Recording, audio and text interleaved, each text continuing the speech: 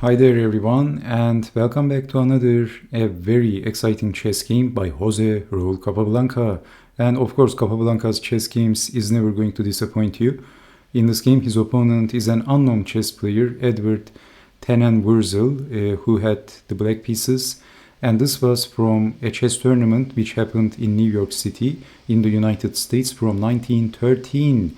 These are the early days of Capablanca in his colorful chess career. So he was not yet the world chess champion. At this time, he became the world champion in 1921 by defeating who? Emanuel Lesker. That was a small chess quiz. You should know that, of course. Anyway, so this is a very simple game. I mean, this game is not going to make you go, ooh, wow, what an amazing tactics, what an amazing attacking game. It is simple, no fuss, no complications, but it is always instructive and a thing of beauty and elegance when you are watching Capablanca's chess games. So let's see, you will understand what I mean by that.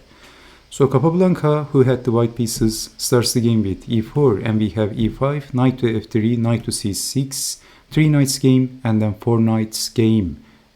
So bishop to b5, 4 knights game, Spanish variation. Bishop to b4, and then both players castled. And bishop takes knight, pawn takes bishop, and damaging the pawn structure. d3, and Capablanca actually has a pretty good pawn structure already at an early stage of the game. If white can actually go for the endgame, he is going to do very well. So Capablanca goes back with the knight, knight to h5, and then g4. So again, white has pretty good center and black has slight weakness, but even slight weakness is good enough for Capablanca for winning, of course, in the endgame section, as he was the master of the endgames, of course. So knight to f6, knight to g3, knight to h7, and then with playing a knight to g3, Capablanca was aiming on f5, and there goes the knight, knight to f5, and black can't easily dislodge this extremely annoying looking knight with pushing the g pawn, because then bishop takes, or actually knight takes with check on h6, so the pawn, as you can see, is going to be hanging. So black can't let that knight stay in there, so bishop takes on f5, giving up the bishop, and Capablanca, of course, he captures back with the g pawn, and this opens the g file, which is going to give some very nice attacking opportunities for white. Queen to f6, activating the queen, knight to h2, so king over, and then rook to g1 is possible, queen to h4, first defending the h-pawn, and then rook over, and then f4 by Capablanca. He wants to relieve his position. So bishop to d6, with pushing the pawn, he can also lift his rook up. So queen to g4, typical Capablanca, he wants to go for the endgame.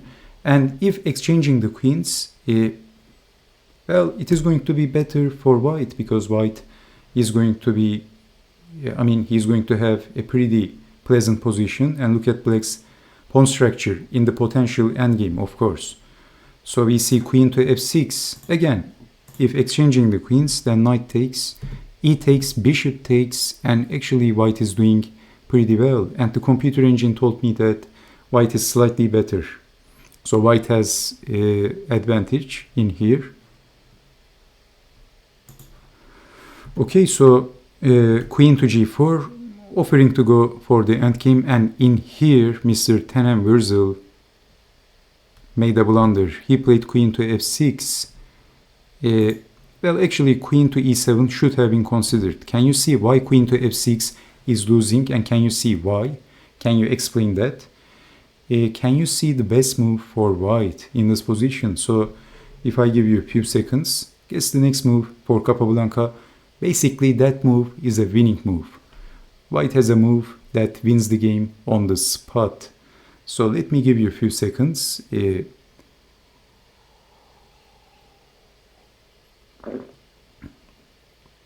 It doesn't look like, it's not look like in this position white is going to have a winning move, right? White does have a winning move indeed. in here. Did you see it? Well, Capablanca has a pretty good pawn chain in the center. He has the control of the center. Basically, white is better in the center, so Capablanca is completely exploiting that with pushing the d pawn, d4. Did you see this move? And actually, this is winning, almost winning a piece. And if not, if black wants to preserve the piece, it is completely going to give the center to white. And that's game over, actually. So we see e takes on f4 and Capablanca push the pawn, and this is forking the bishop and the queen, and this is all over. So, okay, you know better why queen to f6 was a blunder, because actually this move should have been considered. And if this time pushing the pawn, I mean, it's a different story, of course. It's not winning a piece because the queen was in the wrong square. You're not going to be able to push the pawn and fork the pieces. Okay, so I think black can push the f pawn and it looks solid for black. Solid enough, but still white is slightly better, of course. Anyway, but black didn't see that, which is understandable. Queen to f6 is just simply losing to this. But if bishop to f8, then, I mean, what is black doing? Black can't capture back. Black can't take the d pawn because the queen is under attack. And after defending the queen, knight to f3, also c3 is also possible. And you can see the abnormally, extremely strong center of white. White has mass of pawns in the center, and that's all over actually, and white is a pawn up, so there is no question about that. I mean, white can even push the pawn at the correct time, bring the rook to g1, activate the knight, bishop takes pawn is also possible, queen is lining with the king. Disaster for black, most definitely. Okay, so this is what happened, and I hope you see d4. This was the very strong move. And this is basically losing a piece. And then bishop takes on f4. And then black played queen to e4 check, and then king to g1. And now Capablanca is threatening to take the pawn maybe. But we have knight to f6, an inaccurate move. I think in this position, queen takes on c2. Sometimes you have to be greedy, because now this is, I mean, because black is a piece down, black has to have some extreme measurements. Black needs to do something about it. And getting 3 pawns against the piece is actually a logical idea in here. Because queen takes is possible, then bishop takes next, but then queen takes on b2, and it is not clear. Because now you can threat checkmate, because the queen is defending on g7. Okay. So we have queen to e4, king to g1, and knight to f6. So at least going after the pawns should have been considered. At least getting 3 pawns for the piece should have been considered.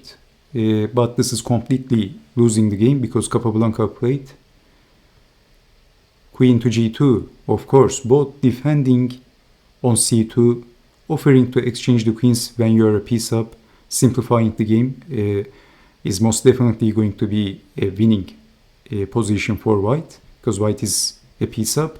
At the same time, threatening to take on h6, there are so many threats, and a multi-purpose move, queen to g2. So knight to h5, simple chess, exchanging the queens, and then bishop takes, boom, on c7.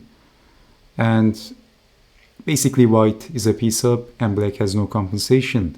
Defending the rook, defending the bishop, and then rook to f3, also defending the h-pawn, rook down, defending the pawn, c5, bishop back, not trapping the bishop, a3, knight to f6, and then bishop takes on f6, why not?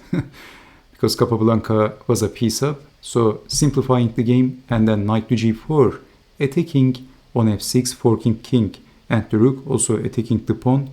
So rook down, threatening check maybe, but then rook to f2 and black has to exchange one of these rooks. So rook takes, knight takes, and then rook to d5, knight to g4, and black resigned. Rook takes pawn, black can't even capture this pawn because of knight takes on h6, forking king and the rook. The possible continuation is going to be something like king to g7, rook to f1, and rook to d2 is not possible because of rook to f2.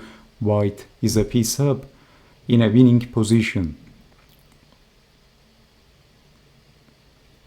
It's that simple. So, okay, I hope you have enjoyed watching this chess game, and a simple game, but easy to understand, but at the same time, it's very instructive and eye-opening, of course. Capablanca's chess games are mostly very simple, easy to understand, and very instructive. I mean, if you want to improve your chess, studying Capablanca is a great idea, actually. His endgames and his strategy, his tactical ideas is just quite eye-opening and instructive. Okay, so this was Capablanca from 1913 in New York, and he has won this tournament and became the champion, by the way, only for the records. Just stay safe. Bye-bye. Thank you very much for watching. Bye. Take care.